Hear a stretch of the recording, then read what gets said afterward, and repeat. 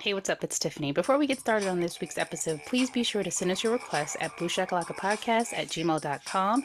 You can find us on Twitter X, Booshakalakapod. You can also find us on Spotify, Apple Podcasts, and Instagram at Booshakalakapodcast. Everybody, welcome back to the Booshakalaka podcast. My name is Tiffany, and I'm joined with my co-host Pierre. Welcome, Jay. Welcome back. I'm so happy to have you. No quote? Let's get a quote, bro. Don't have no quotes on my court. No, your presence is a quote, and we are happy to have you back. The fans have missed you. They keep asking, like they asked me about you the whole time you were gone. It's just such a blessing to have him back. I highly doubt that, but I'm glad to be back. I missed you guys. I miss being on the pod. Keep in mind, I was on vacation, but I was thoroughly keeping up with the pod, listening to Tiffany's lovely voice and Pierre's slander. Slander? My name. I don't. What? You must have been listening to something else. I don't have another podcast. I'm not sure what my armpit is in my vagina. I don't think anyone said or that. Or my vagina is in my arm. Well, if you want to admit that for the public, then absolutely. No. I didn't want to give it. We don't give away medical information, but if you want to stop speaking ill on my name. I don't know what you're talking about. When I'm not here, if you want to get the jokes off in my presence, do that. I was in Japan. I was in every app. I was on a lovely vacation. Tokyo, Kyoto, Osaka, Nara, Mount Fuji. Okay? I wasn't in rehab. Did you meet Saraku? No. Who is that? The girl from The Grudge. Oh, I was like, I don't know who that is either. Oh, I did not meet the girl from The Grudge, but I did meet the girl from The Ring. I went on I went to this place in Tokyo called Joyopolis, and it was like this interactive live action ride that they do there, and it was The Ring. I guess The Ring in Japan is something that's like Suikoden. It's completely different name and all that. But it's called Ringu. No, this was something else. But it was The Ring girl. The video, maybe it's just the name of the ride. Yeah, but that's they locked us because it's Ringu. They locked us in a locker. Whoa. And then the locker tipped up, and then we saw the girl like walking outside. It was insane. The Japanese, they do horror differently. They do it better. It was just, I did so much. But the number one question: how was the bullet train? Not overrated. And respectfully. I mean, I'm sure the Japanese are like, yeah, it's just a train. Like, why the hell are y'all trains so slow and messy and nasty? But it was just whatever. I mean, it was definitely lightning fast going from city to city on that thing. It was just like you blink and you're there. But he's back, y'all. He's back, and we are reviewing 1987's The Lost Boys. The synopsis is the film follows two teenage brothers who move with their divorced mother to the fictional town of Santa Carla, California, only to discover that the town is a haven for vampires. I can get with that. It's not, I mean, it's not giving away too much, but I mean, it is what it is. I have seen this movie before, long ago. I've even seen some of the sequels. We're not going to get into those. But yeah, I was a fan. The Tribe. What numbers is that? 4? I think that's number 2. Okay, I don't remember. But the most recent one I saw was 4, and Jesus. It had a great intro song, kind of like this one. I felt like we were watching Bad Boys 2 and not The Lost Boys. As many times as they played this damn song, actually. Okay, so it wasn't just me. It wasn't just me. It wasn't just me. Okay. Because I was like, I was watching the movie, and then I was like, oh, that song sounds good. I've heard that before. Meanwhile, it's the same movie. Okay, it's the same song in the movie. Okay, yeah. Yep. But yeah, great song. Wasn't mad at it at all. Pierre. Well, what I wrote was we start the movie off with annoying queers on a carousel. So we get a young Kiefer Sutherland. Okay, this movie was interesting to watch because you see a lot of young actors, young in 1987, but I'm like, how did they get so old in 2020? It just felt jarring because I was like, these people are old. In 1987, They should have been way older. It was weird, but maybe it's because they were white. I don't know. But yeah, we get. I don't understand. I think they were probably like 26 and 27 in real life, portraying 18-year-olds. Maybe that's what it was. Maybe I'm thinking of them because I'm like Kiefer Sutherland. But also, it's a thing though. It's definitely a thing that kind of like skips generations. Like if you look at like the NBA back in the 80s and early 90s, these were young dudes, but they looked old as hell in the face. That was the thing. I think millennials generally just kind of keep their youthful appearance. Because how old was Michael Jordan in Space Jam?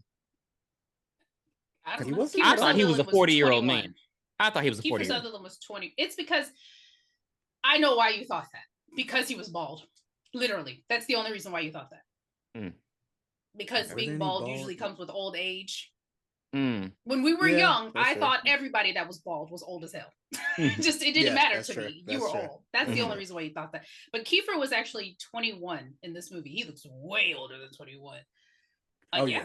Okay. All right. R.I.P. Wait, no, he's alive. He's still alive. Okay, Donald. I like Donald. Yeah. Okay, I like Donald. Shout out to Kiefer though. He's still out here. He's still working. Nah, ever since the call, I ain't been fucking with him. He scares the shit out of me. Which call? Remember, like payphone. No, payphone.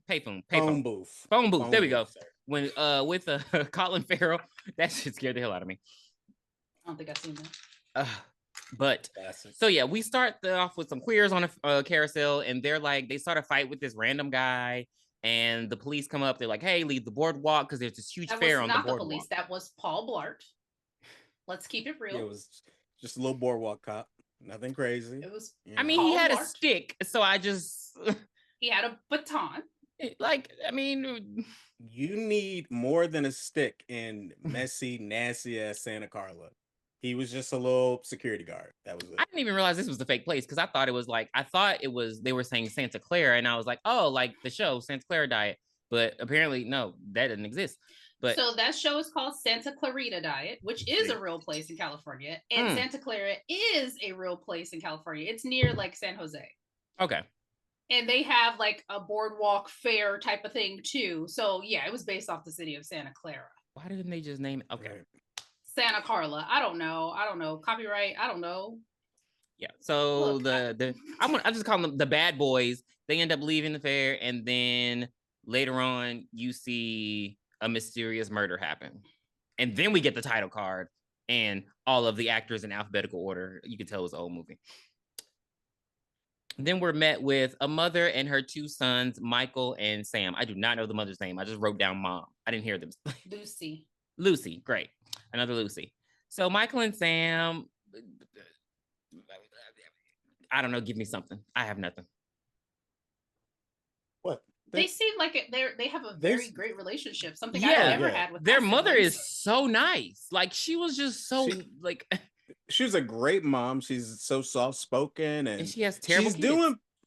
I mean, granted, she doesn't have a job. She's recently divorced. She has to move in back with her parents, but she's got a great, pleasant disposition about herself. Yeah. Sam's a happy-go-lucky little kid. Mike he's teetering on the line of angsty, but I wrote down open-minded. I wrote down beautiful face, stupid. He was very dumb. Like, Michael was stupid? Yes. You think so? Yes, I think he was stupid. We'll get to how he's stupid.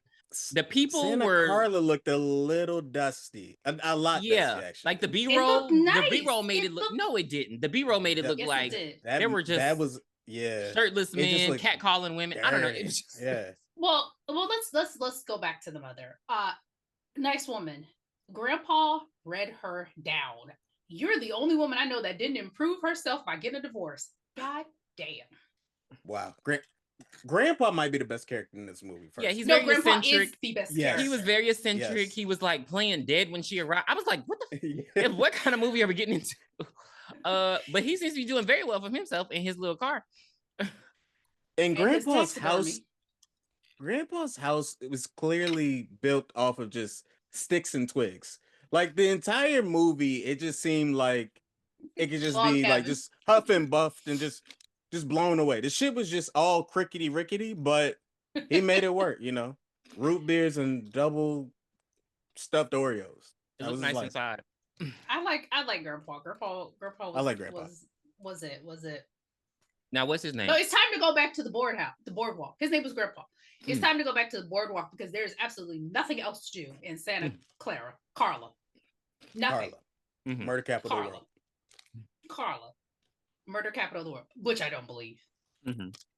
Yeah. Get out of here. I did like that little, they setting it up. Mike's, he's just kind of, he looks back at the board and it's just like murder capital of the world. What's going on? That's enough to freak me out and be like, I want to go back to Phoenix. But they call it the murder capital of the world, but it should be the missing capital of the world because all we see are missing flyers. There's no, we don't have any like big stories about so and so was found dead. So this person was found in the woods mutilated. We don't see any of that. So I think it's like the missing capital of California or whatever. But anyway, we're back at the boardwalk, and what the fuck is this? Please. Trash. Well, Fabio, John Cicada mixed with give me somebody else, Luis Fonsi. I don't know, and he was so oily, and like the music didn't fit the aesthetic. I didn't know what was going on. I still believe. I didn't know what he was saying. It was rap. It was whack. And the party goers, the way they were jamming to it, I'm like, you wasn't this. I'm gonna nerd out throughout this episode. Bear with me, guys. There is a tie-in comic book that is a sequel to this movie. That character comes back. The Fabio. He's a vampire hunter. Oh, come on. He's a legit character that the Frog Brothers team up with to continue to hunt vampires. And his saxophone case is just full of like steaks and shit, and just, of course, it's just insane, man.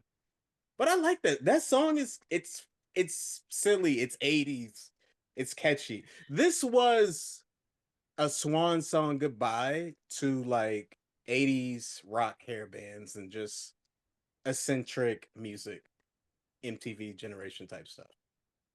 Yeah, they put their hair in a ponytail and move forward with their lives. Right. So the whole family. Wait, please, let me one more thing. Let me get off my chest about this scene. We see our star girl, literally star. The way that he was smitten with her, I don't know. Maybe it was because she was a vampire and he was attracted to that. I thought cute it was just girl.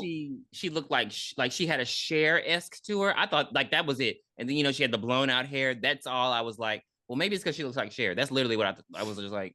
Maybe she had a little sex appeal. She was at the concert, just kind of going hard. The obsession. She wasn't. Now come on, she wasn't Liz Taylor. Like, I mean, it just no. But let's keep it real. Your mom is no Sharon Stone. But she gave him the eyes. She gave him the eyes. He caught the look. He was like, you know what?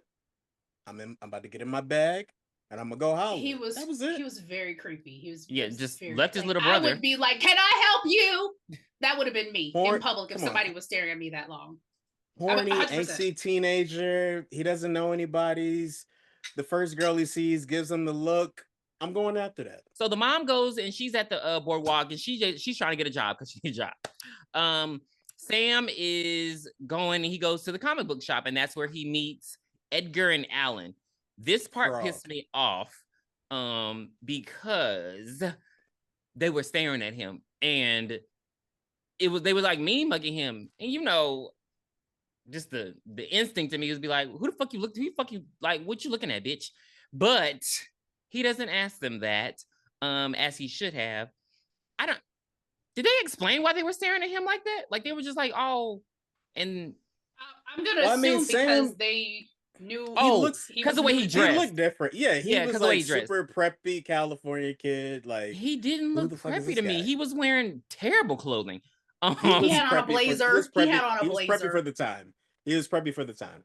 Yeah, and so they try to chin check him, but then he's like, oh, bitch, let me tell you about this Batman comic and how it should, and how you got this all disorganized, how you don't know how to do a job. I thought he was gonna get a job before anything, but they kind of just become cool. I thought they were gonna offer him a job because I'm like, that's usually what happens in movies now. Like they're like, oh, you know how to do my job better than me. Here you go. but they're just like, oh, okay, you're cool. And we have their two parents are just kind of half dead behind the register, like just kind of comatose. in the They're same always state there. Not throughout the important, movie. but Just they didn't move. but not important. That was weird. Now, Sam's mom, she meets again. I know this man too, but I know him from Gilmore Girls, and he was very old. She meets Max, and she's the boys are in there. I don't, I'm trying to give the gang a name because I'm not going through all these names. David and the boys. They came in. I mean, their nickname will be the Lost Boys. You could just call them that. Okay. But they came in there and did a round. They did a round, like they were showing off their new outfits the first day of school. I was like, what is this? Because they didn't even say anything. They didn't flip over any movies or anything. Like, you would think they would come in and mess some shit up and leave. Yeah. But they just walked around like looking like Roger Klotz in them leather jackets. And and the Max is just like, get out of here. And Lucy's like, I mean, hold up now, chill out. Like, we were young too. Like, she was such a good character. Like, it's like nothing was phasing her until towards the end. But she was just like, I mean, we were young too. Chill out. She got a little lollipop. I'm like, okay, you're a slut. So she's like, okay, bye. He like, wait a minute, hold up. Just let it go. Slut? Just let it go. Okay. Just let it go. And she's like about to leave. He's like, wait a minute, come on back, because you got this pixie cut and you're kind of hot. It's the 80s, and I guess pixie cuts are in right now. So, baby, tell me about you. What pixie cut is always in. Is it? No, it's not. It's not. Hell yeah. I hated him. Yeah. I hated it. If a woman can pull off a pixie cut, I get you. I get that if you can pull it off. Like, your Anne Heche's, but I would just, every woman wasn't having one. Like, it wasn't just Halle Berry, Boomerang. Was that a pixie cut? You were thinking of, I think you're thinking of the Flintstones. No, I'm not. She had a pixie cut in the James Bond movie. Die Another Day. That's what I'm thinking of. So just fuck the Flintstones, huh? That was a good look. So yeah, and he's like, oh, you need a job? She's like, yeah, I actually do. So we get a little progress in the movie. I look that needy. They just keep, baby, that was hilarious. Yeah, you look disheveled and broke.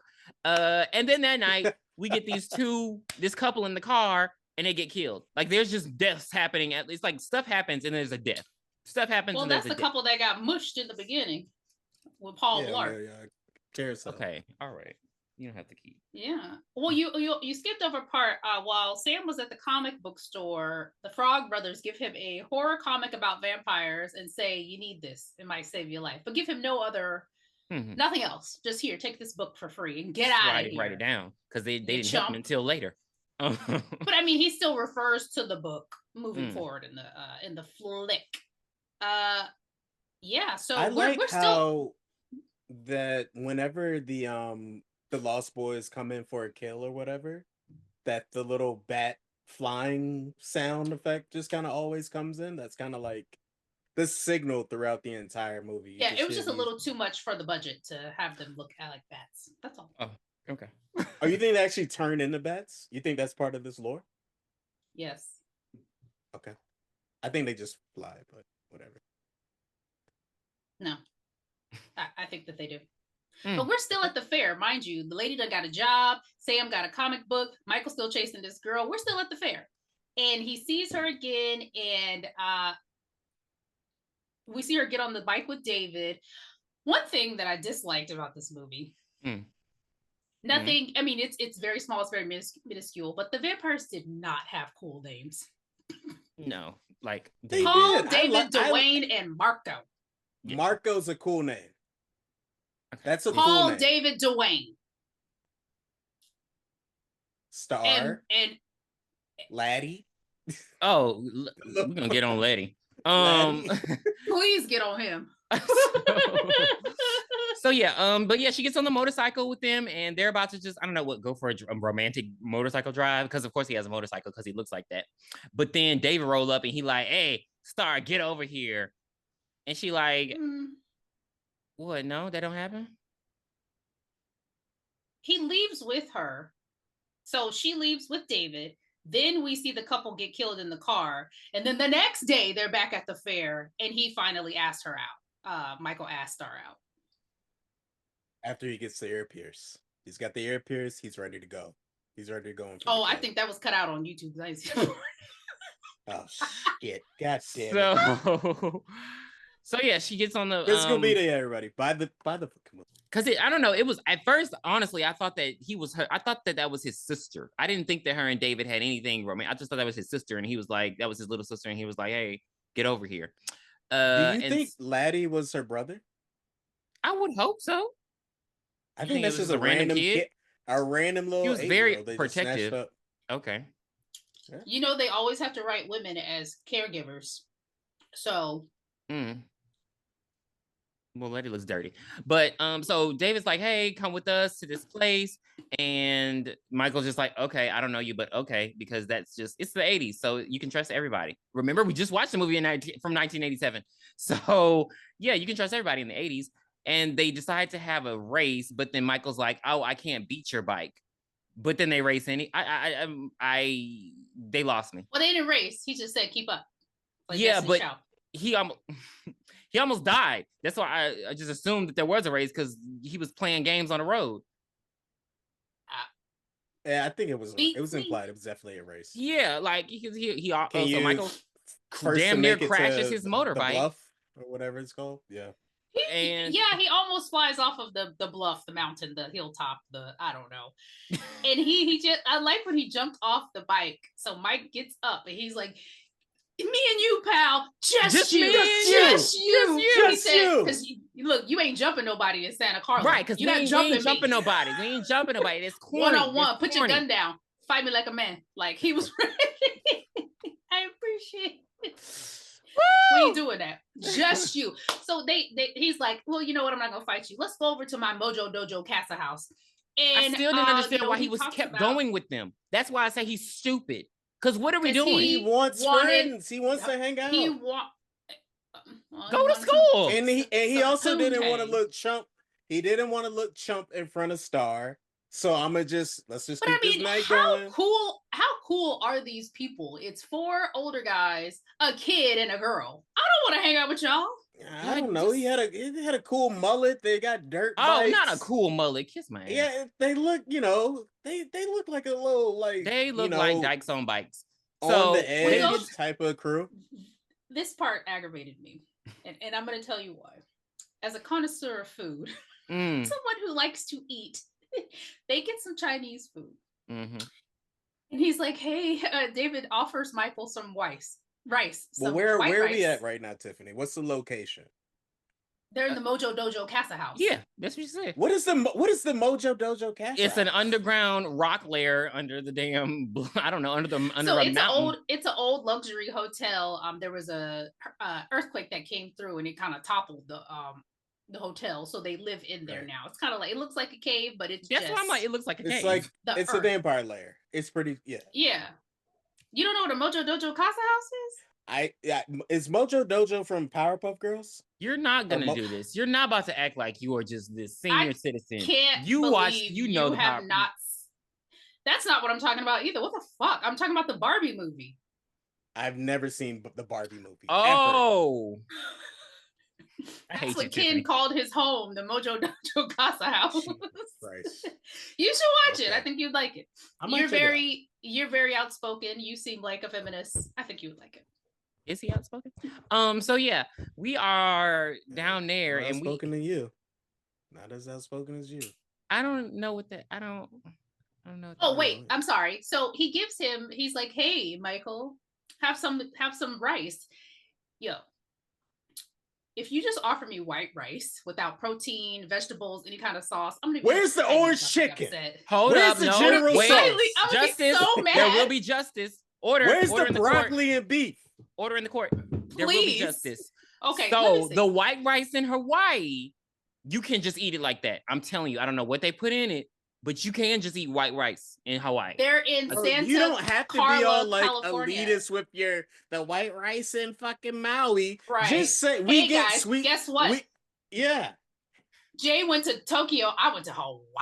No, I'm saying no, because I'm saying that's the first time I've had rice that was just plain and it was good. I can go up the street and get some sweet sticky rice from some random Thai restaurant. I don't like any of this stuff. I don't like it here. I don't like it. I mean, jasmine rice is the bomb. But I'm just saying, if you offer me Chinese, don't just give me a pack of rice. You want some shrimp up in there with some soy sauce. I want some meat. Pause.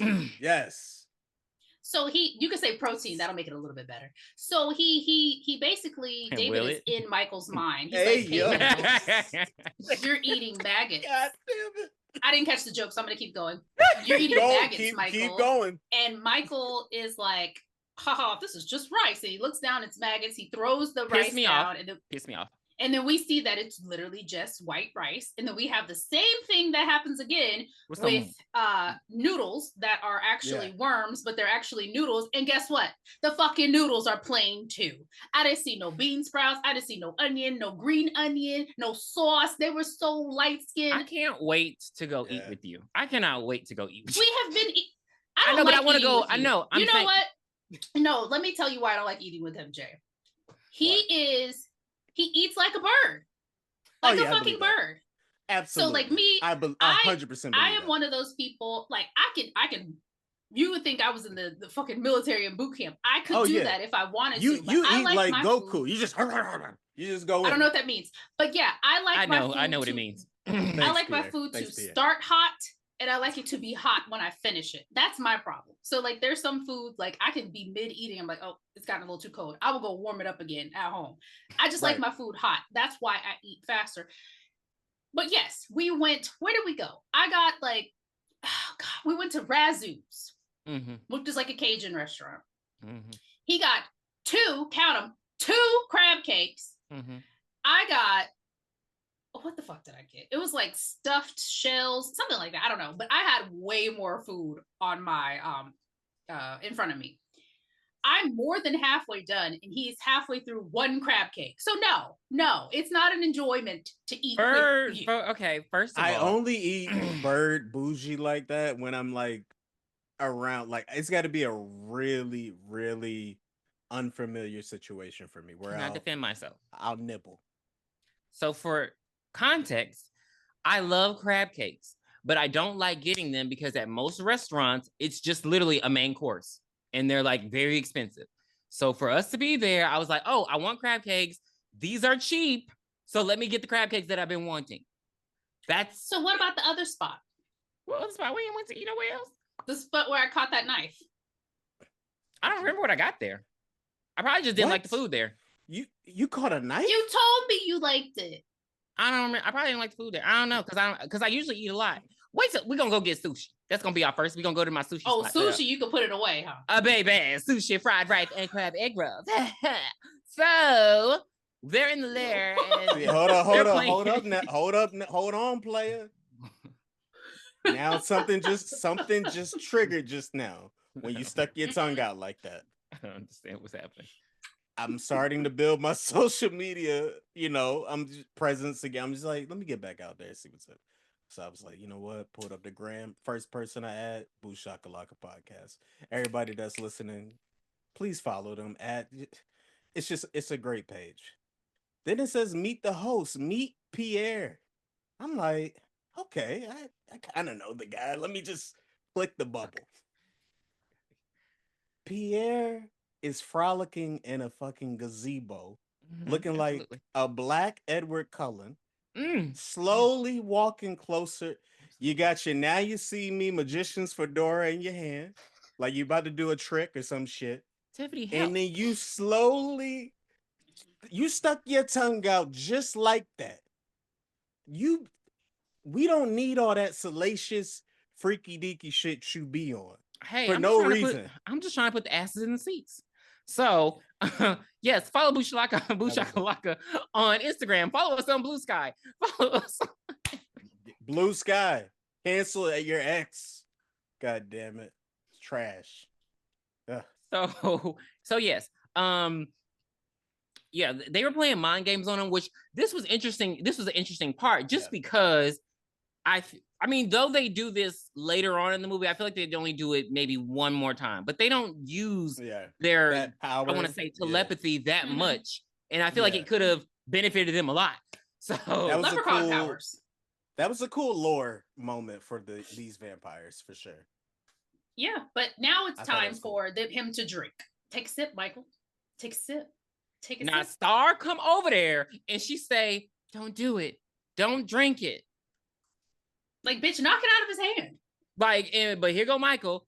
Oh, I gotta look cool in front of these people I just met. And at this point, He's I like, wanted to know, did he want to sleep with? Pussy? I'm gonna drink this blood. I wanted to know if he wanted to sleep with. Did he want to sleep with David or Star? Which one did he want to screw at this point? He wanted to be cool in front of David. I think he wanted to screw both of them. Okay. I mean, hey, sometimes you gotta take Well, a pole to get the he hole. Drinks it. So yeah, he drinks. Hey, you know what? We need a tally for Pierre's transgressions. It's getting out of hand. But yeah, go on. I'm sorry. It's time to go to the Pierre train. Should be sorry. It's time to go to the train. Hey, let's go to the train. I don't. This. Come on, ride that train.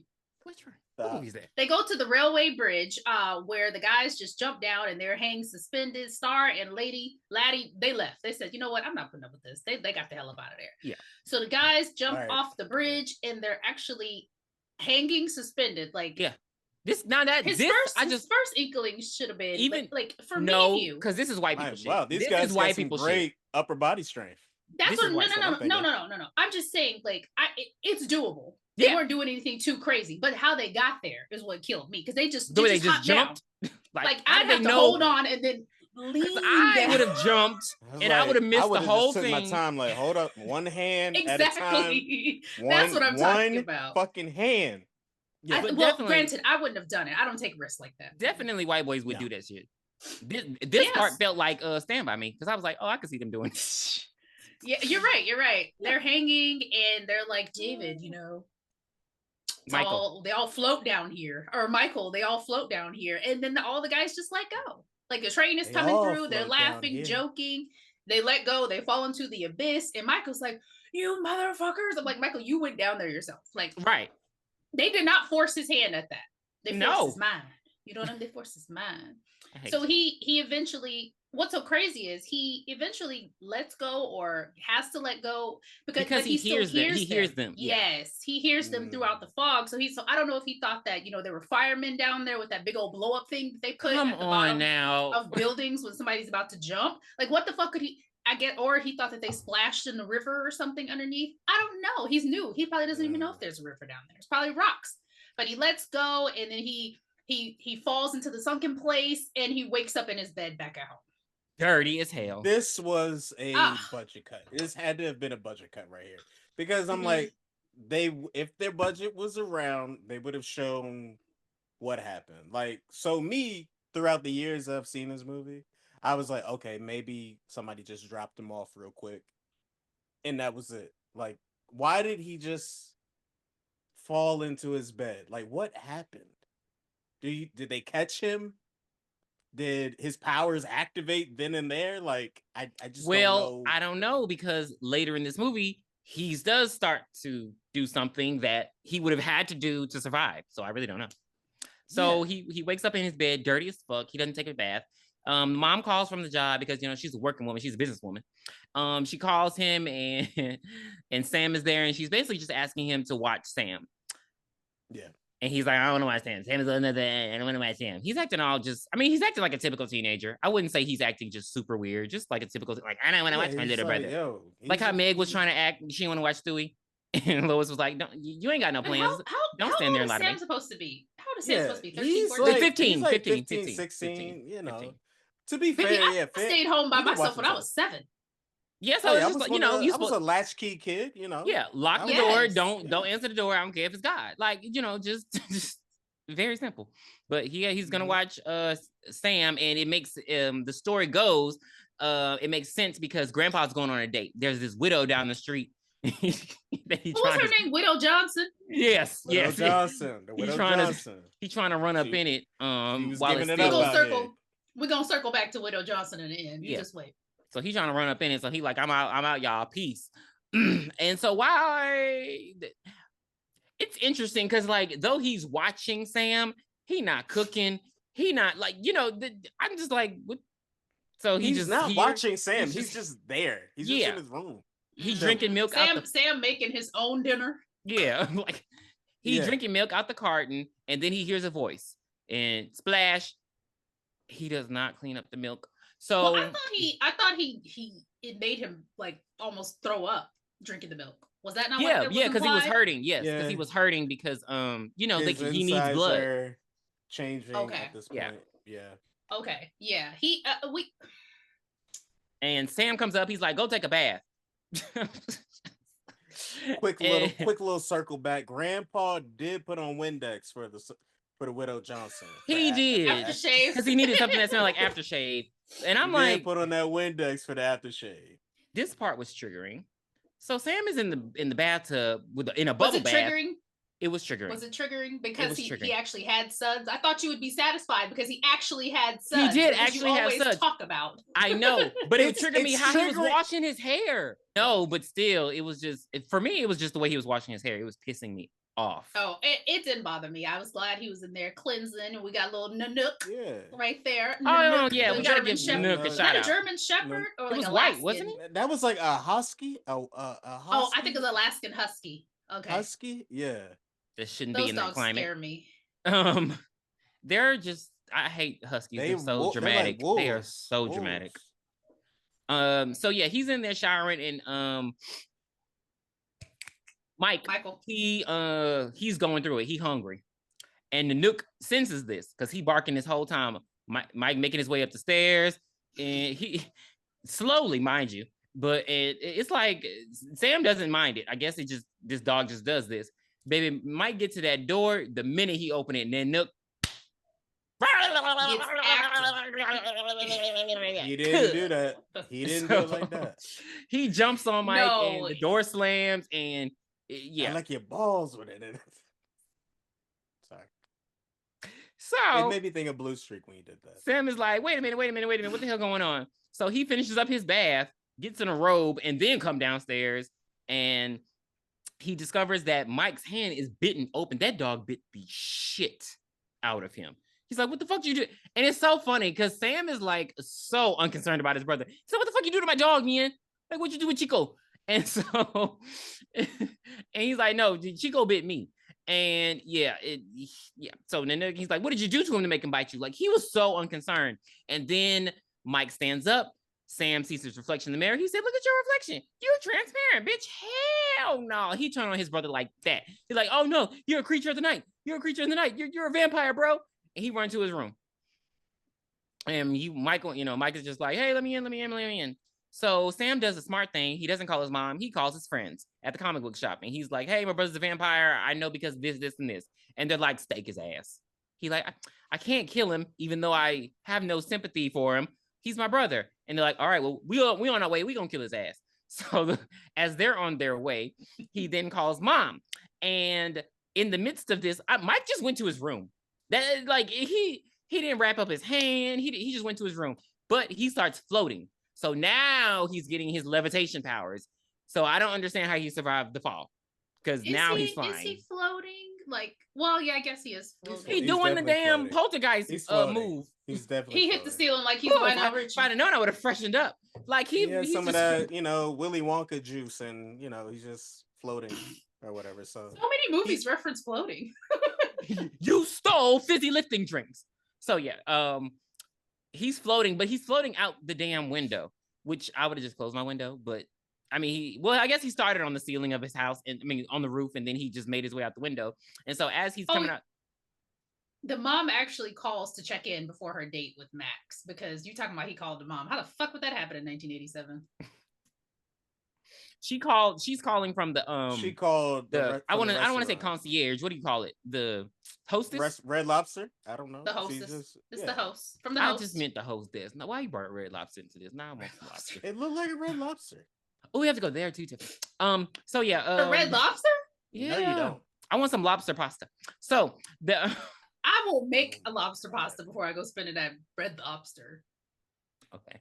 I'll eat it. So so he's floating out the house, but then he grabs the phone, and so they're both on the phone with the mom, and Sam's like, Mom, Mike is trying to get me. Mike is doing. And he's like screaming, and she's like, What's going on? And Mike's like, Shut up. Sam doesn't know what he's talking about. And he's like, he's gonna get me. I don't understand how he was gonna get him when his window was closed and he's floating out of the. Like, I didn't understand Sam's train of thought. You see a human being floating outside of your window? Yeah, I'm freaking out too.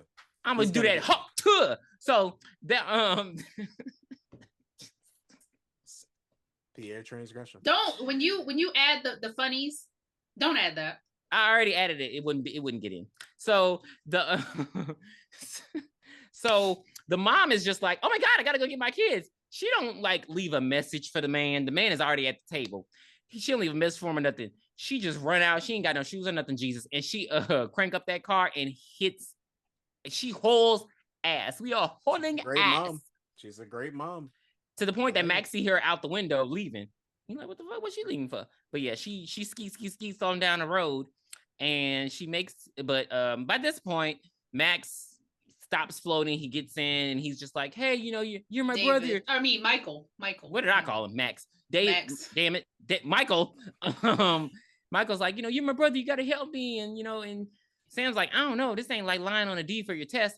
I completely skipped this part, but I thought it was hilarious when he was on the phone with his friends and he was trying to basically find out if his brother was a vampire or not. And they're like, does his breath stink? He's like, his breath always stinks. So that was so hard to get through because I was like, man, his breath stinks. Like the whole movie, I was like, his breath stinks. So yeah. So they make a pact right before the mom gets home that Sam's going to help him cover up the fact that he's a vampire. He doesn't want him to tell his mom. The mom get there. Titty. What's going on, boys? She walk in the house. She's like, Sam, you all right? Sam's like, I'm okay, mom. I read a horror comic book and it just scared me. She immediately stops being caring and she's like, you done spilled milk on my motherfucking floor. You left the fridge wide motherfucking open. You bastards. She's like, where's Michael? He's like, Michael went to bed early. She doesn't check because she doesn't care about Michael. What is Michael actually doing? He's getting on his motorcycle and sneaking off because he is horny and he needs to get it wet. And where does he go get it? He's not horny. He's not trying to get it wet. He's concerned about what the fuck is happening to him at that instance. So he goes back to the Mojo Dojo Casa house and he gets some cutty. So he was clearly doing like. And then we hear the theme song go in. No. This part. Well, right before that, really, really quickly, Max is going home and he's alone on his little house pier or something. He hears noises and he's attacked by a kite that looks like a bat. And we see lights, we hear motorcycles, but then nothing else happens. So this is a fake out. Michael goes down to the MDCH and he goes looking for Star because he's like, bitch, what happened to me? What's going on? And she says, I can't tell you, starts kissing him. I would have punched her in the face. Like, something is happening to me and you want to fuck? Like, that's not going to answer my question. That's not going to solve anything. Sometimes you got to hit it on that wheat bread. I think it is going to solve something. No, it's not. Stop it. Cut it out. If you're turning into a vampire and somebody's like, oh, well, I can have sex with you. Yes. Thank you. Can you imagine? Because everything about vampire lore, no matter who's writing it, the emotions are always intense. Yes, I want to feel it. Well, the doctor didn't want to sleep with Blade when she was turning. She was just like, get this shit out of me. I'm going to find a fucking cure for this shit. Look, they should have hooked up. It wasn't believable for a woman. I'm a woman, y'all ain't. So it wasn't believable to me. Anyway, they sleep together. They hook up. They're sleeping in her bed with her ugly sheets. And she lives in a crater. You think she's got a fucking duvet? They're vampires. They can do whatever they want. So we wake up and Michael, vampire, you ain't trying. Come on. Michael looks at his hand and he sees that his wound has been healed from the dog bite. So he heads back home and Grandpa is like, so it looks like we both got lucky last night. And I'm like, yes, Grandpa. Oh yeah. I bet it was a woman didn't have to. A woman, Grandpa got it. Widows Johnson on better terms than I would say Michael. Yeah. Because she didn't answer his question. The Windex got it done. He probably burnt up. She probably got BV and everything now because he done burnt up with that damn Windex. But she didn't care because he got a curve. So whoa, hey. So Lucy's heading over to Max's to apologize for running out on their date. She brings some wine. She has Sam in the truck and she's like, all right, Sam, stay right here. I'm going to go take it up to the front door because somebody might steal it. Girl, get out of here. Nobody go steal a damn bottle of wine. I was like, girl. She starts walking in and she sees his dog. What was his dog's name? Thorn. Cujo. So she sees Thorn, and Thorn literally turned into the cult of Thorn from Halloween 5, and he like goes ballistic and he starts attacking her, running at her, trying to bite reference. She Wow. didn't. Thank you. She didn't waste any time. She got Hey, the hell man, up she out of there. dropped She that wasn't like damn she wasn't like, hey, good doggy, good dog. She was like, dropped that one and started booking it. Sam. And Jay, this was Jay in reference to people when we talked about how people do crazy things out of fear. This was what happened to me. I was in a hotel going to get ice, so I'm in the hallway. Nobody else is there. I turn a corner and there was this big ass fucking dog, and I just froze. Yeah. I froze. Oh. It ran towards me, and when I just froze, and I closed my eyes. I was like, "No, I'm not being a little bitch." Like, I thought this dog was gonna kill me.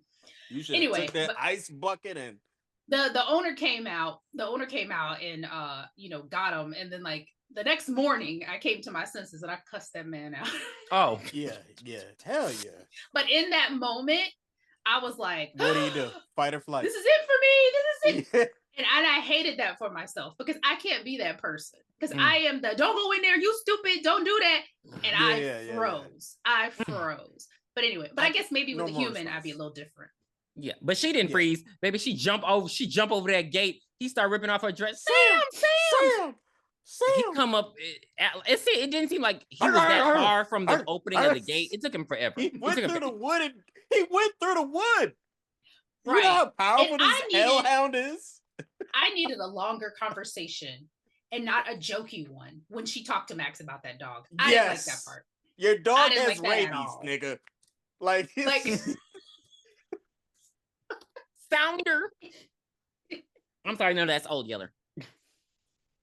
Yeah, it's a mess. Like because Sam has that book, he heads over to the Frog Brothers comic shop and he's like, "Hey guys, I think that Max is the head vampire because me and my mom went over there to give him some wine and his dog was like an evil hellhound and he attacked her just like in this book." I'm like, damn, that book know everything. Right. It was only like 18 pages. It knew everything except for one important thing. Right. One important thing. So they're like that one thing. You did that one thing. They're like, invite us over. So we'll kill so we can kill his ass. So I don't know what kind of shit this was, but Max, so Max is gonna come over for dinner. This gave it away for me. Because I believe it's Michael who answers the door. Is that correct? Am I getting remember? Yeah, Michael answers the door, and Max got the flowers, all just a great gentleman. And he's like, you should invite me in. Hell no. No, he tells him, "You're the man of the house. You're the man of the house. You should invite." I'm not coming in. But he's not the man of the house. That's Grandpa's fucking house. What are we doing here? That should have been null and void. But no, Mike was in his half vampire. Yeah, he's in his transition phase. So that shouldn't have worked. He was like, "Yeah, man, yeah, come on in."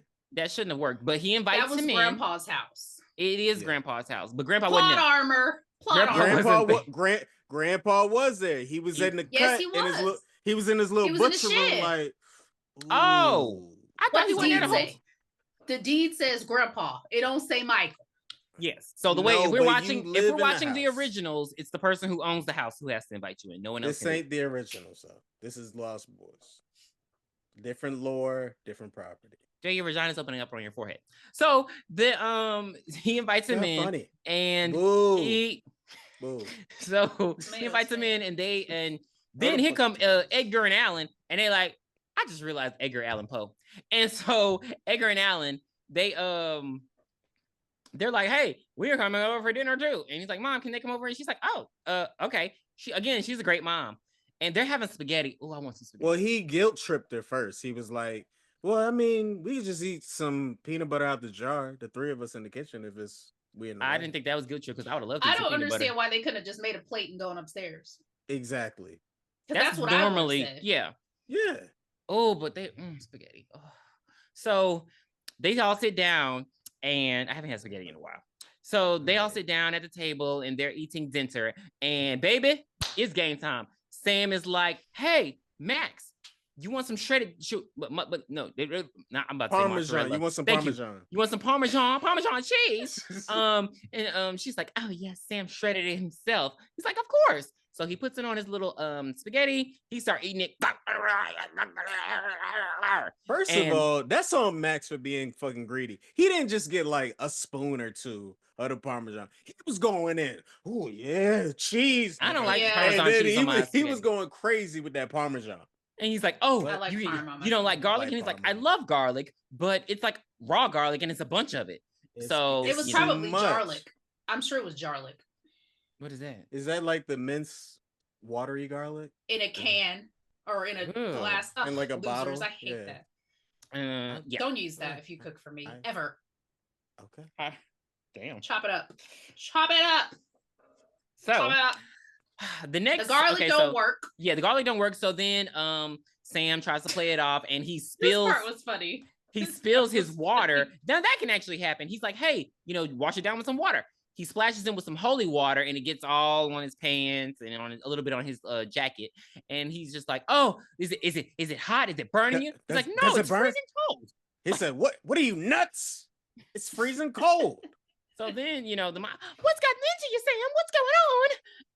And so they all stand up. Baby, they turn the lights off. And I didn't understand where they're going with this. But then Sam grabs a mirror and then they turn the lights back on. They turn the lights off because they're like, wait, he's not glowing. Because that was another little vampire indicator if you glow in the dark. So they turn the lights back on. Sam got this mirror in this man's face. He said, oh! I laughed out loud. That was good. Which I didn't understand why funny. the mom was upset with that part. Because, I don't know. But she's like, Sam, what's going on? What's gotten into you? Da-da-da. He's like, I know what's going on. Sam. I don't want to spoil, but it's like that could have been a legit freak out because if you hadn't seen your reflection in forever. Oh shit. So he's just like, Sam, I know what's going on here. You think I'm trying to replace your father. That's not true. I just want to be your friend. Hippity hippity hoo. And he leaves. And I'm like, well, why would you leave after saying that? Like, he tells what's her name? Lucy. He's like, hey, Lucy. We're gonna try this one more fucking time, okay? Dinner at my house. I'm like, why didn't they just go for a walk? Why didn't they get the boys to leave? He only has water on his shirt. They made it their dinner.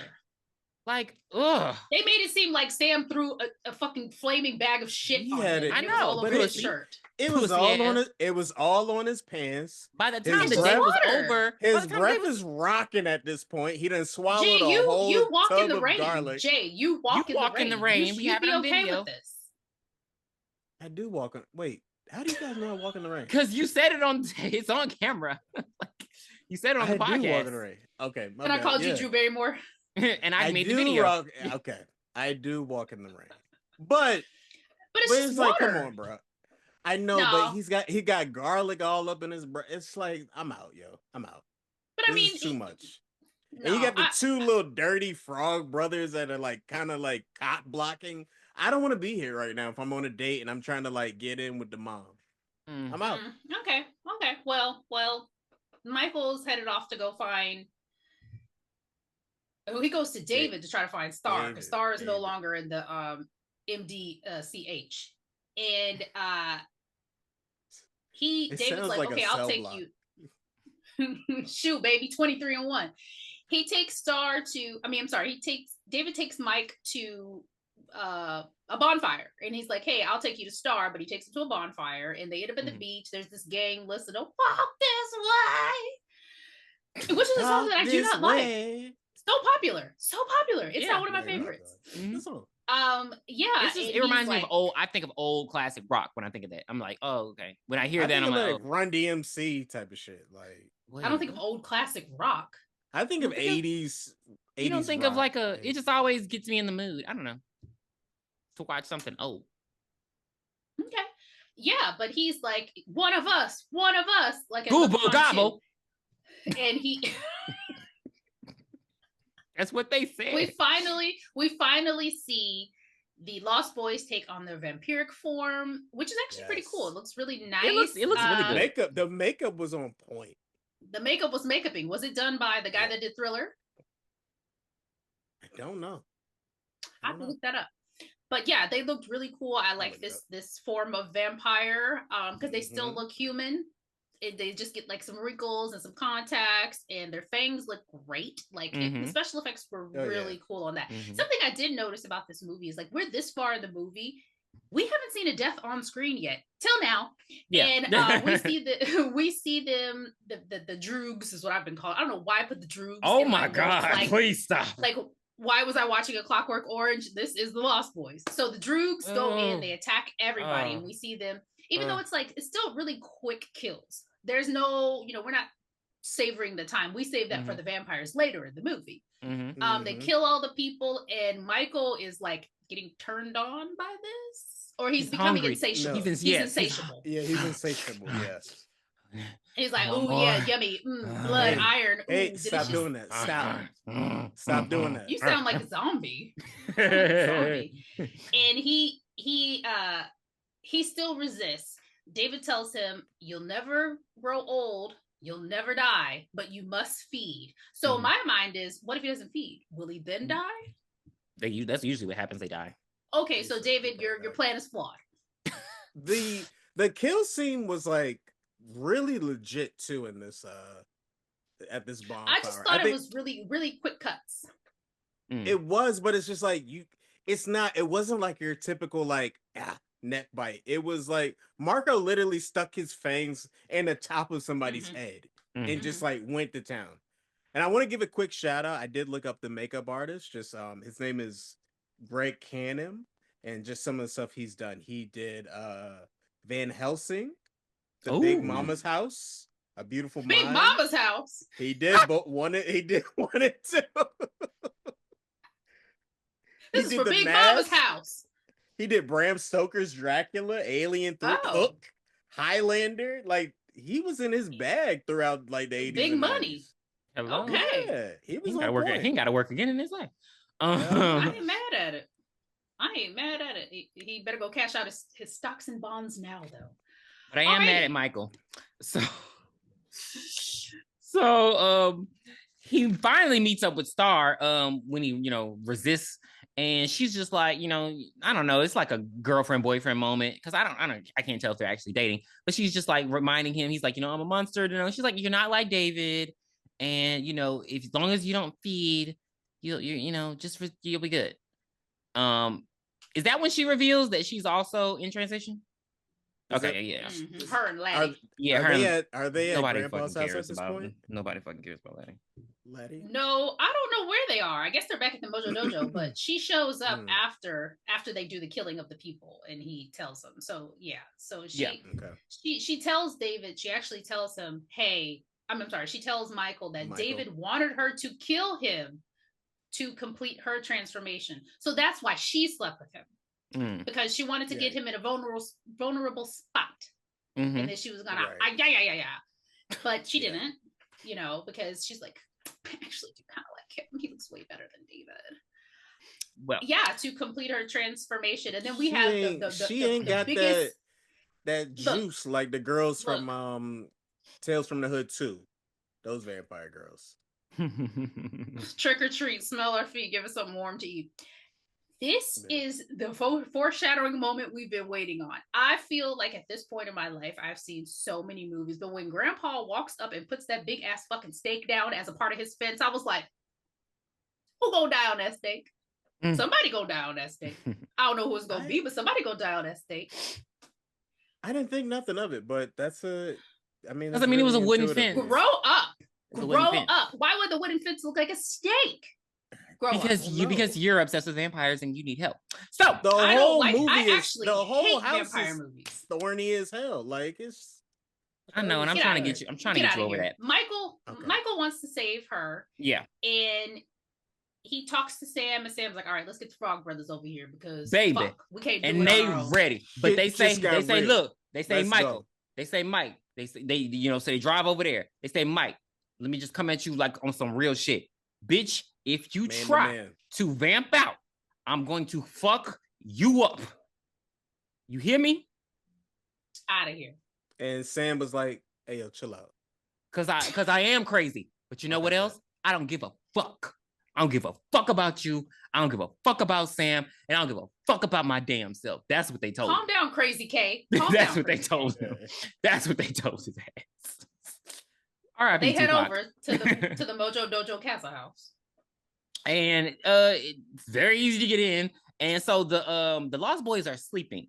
And they looking around the lair. They're like, what the fuck they supposed to be in coffins. They look up. These motherfuckers hanging from the ceiling. They're like, this whole place is a coffin. No, first they find Star. She's knocked out. She's like, I am not getting up. She's like, save Laddie first. Fuck cares Caregiver. So, Mike is a little weak. He's working on like 50% strength right now. So he's lugging them out. The Frog Brothers and Sam, they don't just find the Lost Boys. They kind of have to find a little crater within the crater and go digging. It was giving Goonies. That's what I thought this movie was. This was a legit Goonies movie, with vampires. Yep. And I think the director was Richard Donner was the original director for this movie, and I think he did the Goonies. So it's all in the same realm. Bubble. Here. Yeah. Do the truffle shuffle. So they're hanging. I hated them. Yeah. So they're hanging, but they're asleep. So Edgar, he's the only G in the group. So he gets his steak. He climbs up. This part scared the shit out of me because I was not expecting this reaction. And he stakes. I don't remember which one he staked. Marco? Was it Marco? Alex Winter. Bill from Bill and Ted. He staked him. Hey, and he stakes him, and they just all wake up. He start bleeding and gushing him. So I was like, how strong are the Frog Brothers? Because it's like that takes a lot of force from that. Before you need the hammer to just kind of, he just kind of. Do you have to go through the rib cage to get to the heart? Ooh. Let's look. Isn't there like an opening in the rib cage though? Can't you? Oh, true. I guess it just depends on the sizing. Buffy was just staking eggs left and right. She didn't. There's no real. Because it's not hard to crack ribs, even if you do hit a rib. Yeah. Because you can crack ribs doing the Heimlich maneuver. Straight up. So not the Heimlich maneuver. Compressions. I think I had like a little bit of a Mandela effect when I was watching this last night. Growing up, for some reason, I remember this scene that they were hanging, but their feet were like hooves and like vampire. They were like bat feet or something. I don't know why. That might have been in the YouTube version. Well, you watched the YouTube version. You tell me. I didn't see that. No, I don't remember that. I don't remember that at all. But no, I think it was just regular like. These were the most human vampires. Yeah. Other than like Buffy people. Yeah. To come out. But yeah, he stabs him and he's screaming. He hollering, he jumping, he flying, he floating, he falling. The other ones wake to the ground. Yeah. The other ones wake up and they start running. They said, let's get the hell up out of here. They run like the Scooby Gang. And so they're getting out, but of course, I don't know why Sam was the last one out. Maybe because did he have I don't know. But yeah, Sam's the last one out. And David has his arm and he's pulling him back. He got that vampire strength in him. He's like full vampire mode. But they're pulling Sam, so his arm touches the light and it starts to burn. Great effect. And so it's like, oh yeah, these motherfuckers can't go out in the sun for real. And they escape. And David had like the single teardrop. It was just an interesting pause. You killed my buddy. You killed my buddy. Yeah. Prepare to die. But it's time for now. It's time for Goonies, Home Alone. It's ready. Get ready. Yeah. So Sam, did you guys notice that when they were going back to Grandpa's convertible, when they were like just got the fuck up out of there, their blood is like glitter. Like they were literally just shining all. That's probably where that heifer got that idea for Twilight. But yeah, it's Home Alone time. So Sam, I forgot how he convinced his grandpa to leave. And he says the old Widow Johnson called and said, "Oh yeah, instead of 8." And he was like, "Oh, Widow Johnson. Okay, let me get ready." And he tells his mom, him and his mom get into this huge like argument. Because he's trying to tell her to come home, and she's like, "After that shit you pulled, I'm on a date." Yeah, pretty much. So but they don't care because they get it ready. They get they got garlic by the pound, they got steaks by the pound, they got holy water by the pound. They putting in water guns. It is time to fuck shit up. Did they put it in water guns? Yeah, remember he had when Sam, but they didn't use it. Yeah, Sam used it when he got attacked in the garage. Yeah. They put him in little Uzi water guns. Yeah. I might have been taking notes because the only water gun vampire I know anything about is from Dusk Till Dawn. But okay, that's a great movie. Did we talk about earlier how Sam went to bed with the garlic around his neck? We didn't because he went and slept with the mom. But yeah, she was like, it smells like garlic. Woo, she's a good mother. You would have had to get the fuck up out of my bed smelling like garlic. I mean, sorry, but that was a lot. But you can't smell garlic in the bulb like that. It is not a strong smell in the bulb. It's not that potent. It's not that potent. No, she wouldn't have smelled it. Let's keep it real. I cook a lot of garlic, so my breath probably stinks all the time too. I mean, you're not like gargling Funyuns for fun.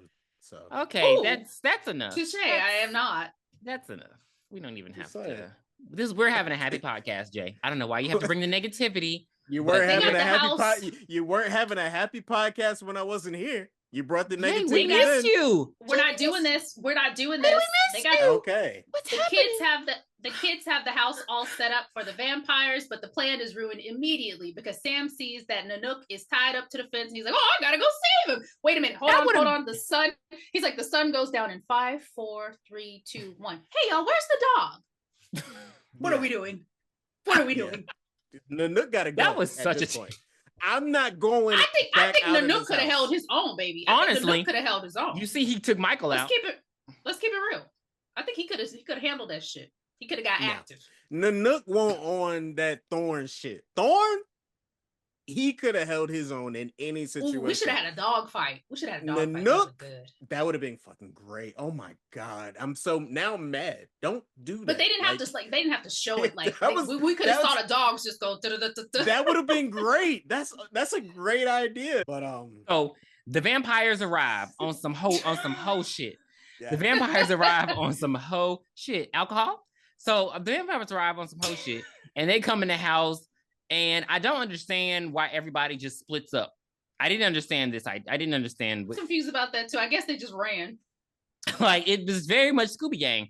But so one vampire, we're gonna get on the one vampire that attacks Edgar and Alan because they're brothers and they have to stick together. Paul. Yeah. So they attack. He attacks them and they tussle, and they end up flinging him into the bathtub that's filled with holy water, and he just starts melting and garlic. Yeah, but it was very. Garlic don't work, guys. It was very good effect. Like that was good effects. We skipped the part where they go into the church and they get the holy water when they're doing a baptism. That was funny. Yeah. But yeah, I just thought it was cool how he came out of the water and he was like melting and they were like, ah! I thought that was cool. Yeah. Now, Sam, again, Edgar and Alan were the brothers in this movie. It's like Sam and Mike didn't give a fuck about each other because Sam is now by himself again. He fighting this vampire. He is in the basement. The vampire coming at him. He like levitates him. He's choking him. I think we established early on that Mike has turned full-fledged pussy hound at this point. Sam is he's with Star. Yeah, and so that's when Sam pulls out his water gun and he sprays the vampire in the face and he falls and he like wait, can we go back? Can we go back to the bathtub scene, please? Go ahead. Because the boys can't get Paul into the tub, but Nanook comes in and just jumps his ass and because like we already established he is the savior of this movie. He is the G. Like I don't know what it is about this dog. The movie should have been called The Lost Boys and Nanook. Period. Yeah. Period. And so I don't remember which vampire is coming after Sam in the basement, but whatever vampire it is, Dwayne. So Sam takes out a fucking arrow. I mean, a bow and arrow, and he. I don't know why I made that sound, but he Hawkeyes his ass into the wall, and Dwayne turns into, I don't know, Rudy Ray Moore. Is like, you missed, sucker. What was that? That was off-putting. Like, why did he do that? I don't know. Because he was cool throughout the movie. He's like, hey, when he's talking to Laddie earlier, and yeah, we're gonna take a little ride, bud. there though. You miss, sucker. Move over and let me pass, for they have to be pulling these hush puppies out your motherfucking ass. Oh my god. We gotta watch Dolomite, Pierre. We gotta watch it. Oh my god. So Dolomite, I watched the Dolomite. Was it Returns or I watched that one, the new one. With Eddie Murphy? Yeah. Yeah, no, amazing. Amazing. Yeah, Rudy Ray Moore. Biopic of great. You know what? I'm adding that. He made a horror movie. I'm adding it to our list. Okay. All right. Who was called Petey Wheatstraw? No. Petey Wheatstraw, the devil's son-in-law.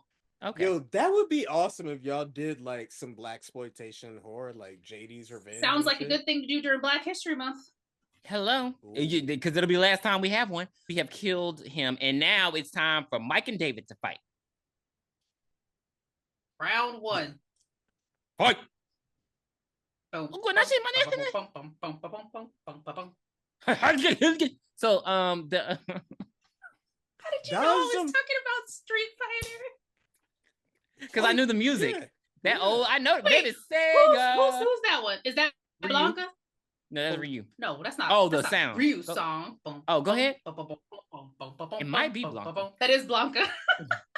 It's Blanca because he had the Trinidad. Go on for days. I can go on for days. Go on about this fight between Michael and David that lasted too long.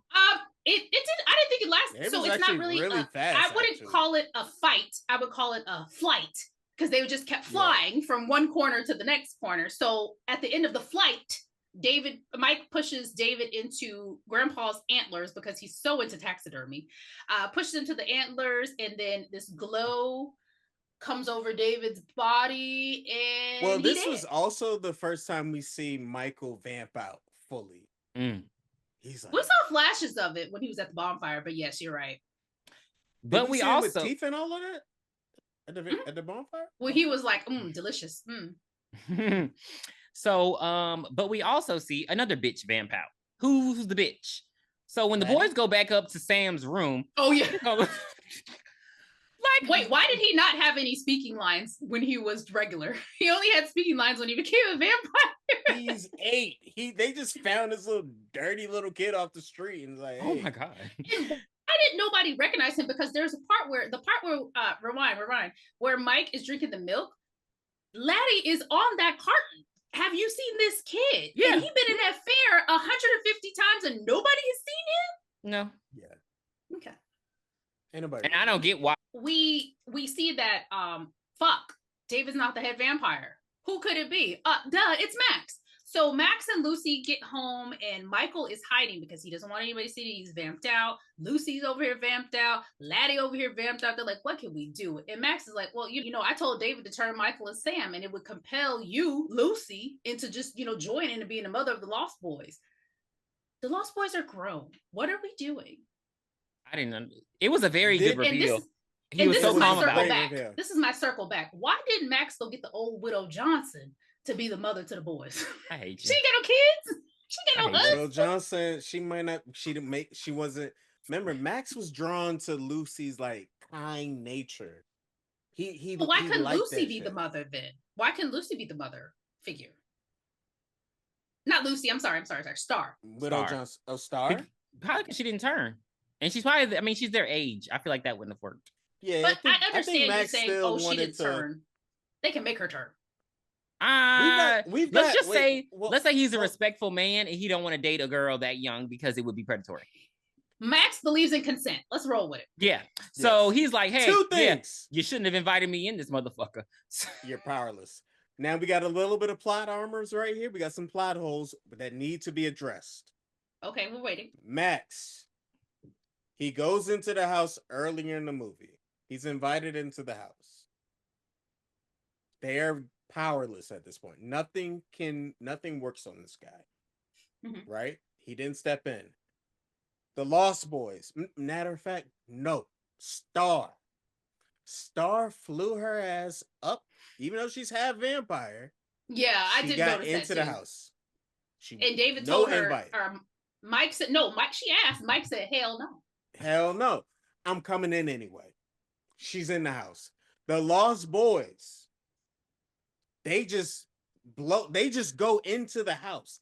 How is this possible?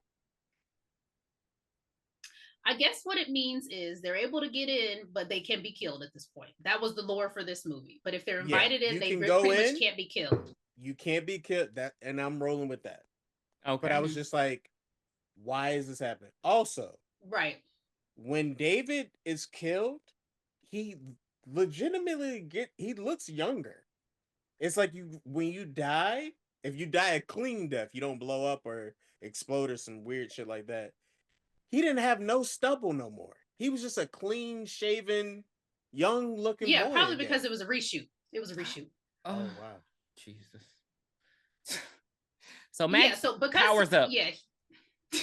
like the villains in Power Rangers. And he's like, "Rrr!" And so everybody they try to attack him. He knocking them off like flies. Action. Yeah. He stuck his tongue out.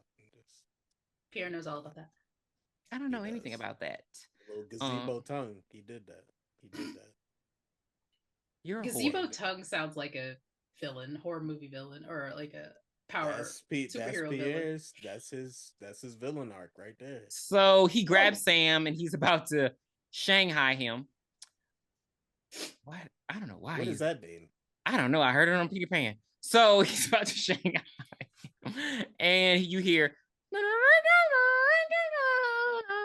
and it's Grandpa. And Grandpa busts through his own home with the stakes on the hood of the car.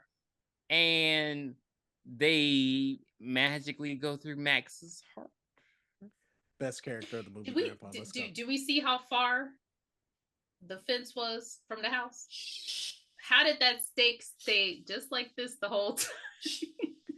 Maybe he has some more and he just put the wood Let it go. on the All car. right, so Max is dead. Michael, Star, and Laddie revert back to normal. Everybody's happy. We good. And then Grandpa goes, the one thing about living in Santa Carla, I can never stomach all the damn vampires. So Grandpa knew but never told anybody the whole time. Absolutely. And the movie ends. Take a sip of that root beer. End credits. The whole time. The whole time. That's why he was looking at Max all crazy. I'm like, hey, daughter, that's a fucking vampire. Like he gave zero fucks. He knew. He was trying to get his rocks off the whole movie. He did not care. Widow Johnson was giving it up. Yeah. That's The Lost Boys. 1987 is The Lost Boys. I'm gonna go ahead and rank it. I enjoyed this movie. A couple of plot holes, but I mean, hey, what movie doesn't have plot holes? Yeah. 87. Let's go. Well, besides Clue. So I'm gonna give this. I hate you. 8.5. We had a Blackish woman working in the comic book store. She didn't have any lines. She was a very popular actor in the 80s. I cannot remember her name. But yeah. 8.5. I enjoyed it. It wasn't a pain to watch. The characters were great. We had good development. Most of them were attractive. The grandpa was a hoot. Yeah. I would have loved this if I watched it in 1987, but I'm pretty sure I was much older before I watched this movie. But I would have loved it. I could see why it was such a big hit. I could see why it garnered sequels. But the sequels weren't all that. But yes, I definitely see the appeal of the Lost Boys. As a matter of fact, they're still going to. I did hate one thing. The other frog brother wasn't as popular as the two Coreys, and that was very unfortunate for him. But he's still going to Comic-Cons and stuff, and he's still signing autographs and everything. I think that's great for him. Here, I'll give it a 7.5. I give it a 7.5. You don't want to expound on that? Yeah, it was cool for what it was. It's just because I do watch vampire movies, I would never rank it at like the top of my vampire movies. So that would be why. That's just the main reason as far as vampire movies go. And with so 7.5. For me, 10 out of 10. Absolute cinema. Okay, you've given 10s since since you've been on the podcast. I have not. 10s across the board. I have not. I've given. No, he has not. I have been really partial when it comes to my scoring. Big liquor. 10 out of 10. Absolute fucking cinema. 87. I mean, this movie still holds up to this day. To this day. Agree. You feel me? I would put this in the horror comedy genre. So, I think for what, Fright Night, stuff like that. This is on fire. The lore here is perfect. I mean, the telepathy is just a little bit out there, but it works in this movie. But as And it far was as like, also pretty different. yeah, Like they didn't yeah, really rely on, oh, I gotta bite you in the neck to turn you into a vampire. So I like that exactly. element too. Yeah. Might be probably one of the first instances where I did see the whole like, oh, in order to turn, you also have to like drink my blood or whatever. I thought the acting was great. I mean, all of the characters had like a little bit of charm to them. Corey Haim, he was phenomenal. I feel like he was in a movie called Lucas before this. But this is the one I think that just elevated him into stardom. Feldman, he was already super popular by then. But again, that duo, that pairing, this just like turned into something else. It's funny. It's actually like legit laugh out loud funny too. So I'm like, I'm not mad at this. But yeah, 10 out of 10. The music, the looks, everybody's just sexy and cool for the time. They did their thing. They did their big one. Well, all right, everybody, that will do it for 1987's The Lost Boys. Please be sure to join us next week when we review Thanksgiving. 'Tis the season. We got beans, greens, potatoes, tomatoes, chicken, lamb, ram. Bye, everybody. Bye. Bye-bye. Where did you hide it, Dan?